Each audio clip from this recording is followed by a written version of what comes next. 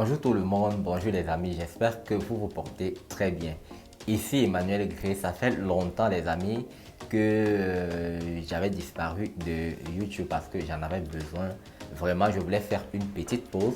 Sauf que la pause d'un mois que j'avais décidé de prendre s'est finalement transformée en pause de 3 mois. Bref, c'est pas important. L'essentiel c'est que je sois de retour. Alors aujourd'hui, je vais vous parler d'un autre moyen plus sûr et plus facile même d'immigrer rapidement au Canada. J'en avais déjà parlé dans l'une de mes vidéos, donc j'essaierai de mettre la miniature ici. Mais avant de vous expliquer tout ceci, prenons d'abord le générique.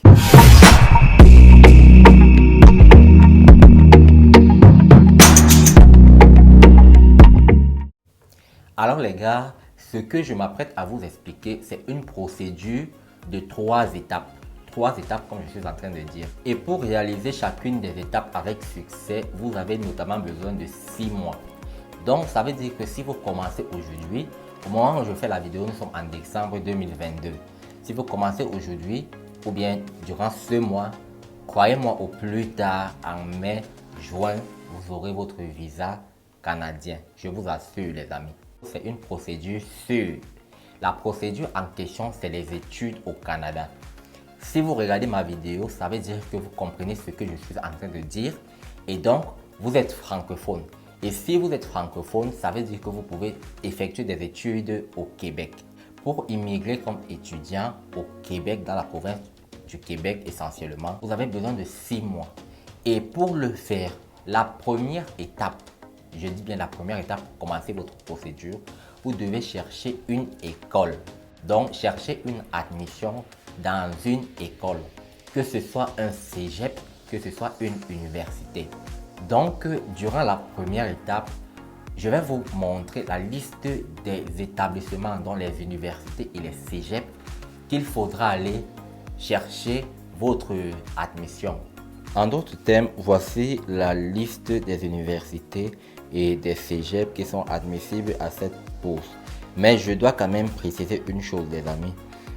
Quand vous voyez cette liste-ci, cela ne voudrait pas dire que toutes les filières, je dis bien toutes les filières ne sont pas admissibles à cette bourse ou bien à cette exemption parce que c'est quelque chose que les gens ne disent pas assez souvent. C'est peut-être aussi par oubli, mais toutes les filières ne bénéficient pas de cette bourse. Je le redis, toutes les filières ne bénéficient pas de cette exemption des droits de scolarité. Parmi les universités, alors, nous avons l'Université du Québec en Abitibi-Témiscamingue, l'Université du Québec à Chicoutimi, l'Université Laval, l'Université du Québec en Outaouais, l'Université du Québec à Rimouski, l'Université de Sherbrooke, l'Université du Québec à Trois-Rivières. Et parmi les collèges publics, nous avons le cégep de l'Abitibi, nous avons le collège d'Alma, nous avons le cégep de Baie-Comeau, nous avons le cégep de Beauce-Appalaches, nous avons le cégep de Chicoutimi, le cégep de Drummondville, le cégep de Gatineau, le cégep de la Gaspésie et des îles, nous avons le cégep de Granby, le cégep de Jonquière, celui de Lévis, le cégep de Lanaudière à Joliette, cégep de la Pocatière, cégep Limoilou, cégep de l'Outaouais, cégep de Matane, cégep de Rimouski, cégep de Rivière-du-Loup, cégep de Saint-Félicien, cégep de Saint-Hyacinthe,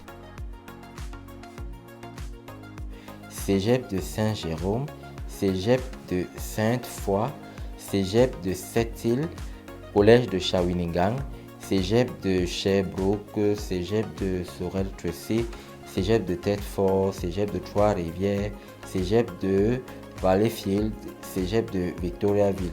Et il y a aussi les collèges privés subventionnés. Donc voilà un peu les établissements qui sont admissibles à cette exemption-là. J'ai bien dit, dans un établissement, il y a plusieurs filières et ce n'est pas toutes les filières qui sont admissibles. Donc allez-y, faites un tour établissement par établissement pour voir si votre filière y est droit. Maintenant, lorsque vous avez obtenu votre admission dans un établissement au Québec, La deuxième étape consiste à demander votre certificat d'acceptation du Québec. Oui, le certificat d'acceptation du Québec, pour l'obtenir, il va falloir fournir un certain nombre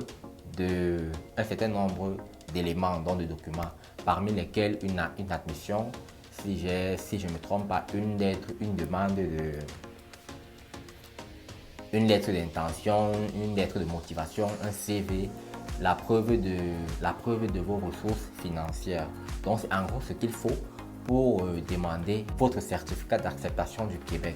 Lorsque vous avez obtenu votre certificat d'acceptation du Québec maintenant, la troisième étape consistera à demander votre visa, les amis. C'est tellement simple.